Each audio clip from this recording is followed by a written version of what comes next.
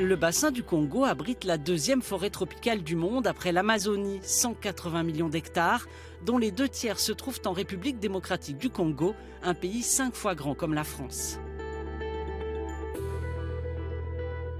Je suis ici à 25 mètres au-dessus de la canopée sur la tour à flux, une structure unique dans le bassin du Congo. Le site de Yangambi où elle se trouve est redevenu un lieu d'expérimentation pour la lutte contre le réchauffement climatique et pour la restauration de la biodiversité au profit des populations.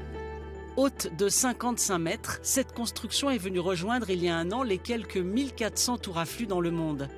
Conçue par l'université de Gand en Belgique, elle est érigée en pleine forêt.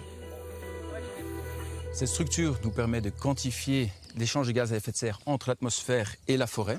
Nous pouvons ainsi calculer de manière continue la quantité de carbone émise ou séquestrée par le forêt de bassin du Congo. Les premiers résultats sont prometteurs. Cette forêt est, contrairement à ce qui se dit beaucoup, n'est pas le deuxième poumon de la planète, mais le premier poumon de la planète. C'est la deuxième superficie, mais c'est la première capacité de fixation de carbone. Pour beaucoup de raisons biologiques, historiques, on fixe plus de carbone aujourd'hui dans le bassin du Congo que dans le bassin d'Amazonie ou dans le bassin d'Indonésie. La réserve de Yangambi était la plus grande station de recherche tropicale du monde quand le pays était une colonie belge. Le CIFOR, le Centre pour la recherche forestière internationale, fait renaître Yangambi en partenariat avec les autorités du pays. Le projet s'appelle Forêt, il est financé par l'Union européenne et commence ici à la faculté des sciences de Kisangani où l'on forme les futurs experts de la forêt. Les 260 étudiants en master et doctorat font leurs travaux pratiques à Yangambi.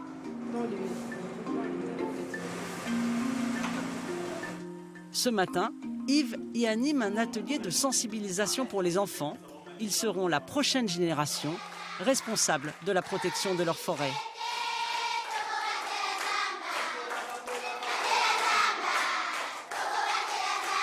La RDC, c'est notre plus grosse enveloppe en faveur de la préservation de la biodiversité en Afrique. La RDC est un pays solution. C'est un pays immense, qui a une ressource forestière immense. C'est un facteur à la fois de développement pour les populations, mais c'est aussi un facteur pour la conservation de la planète.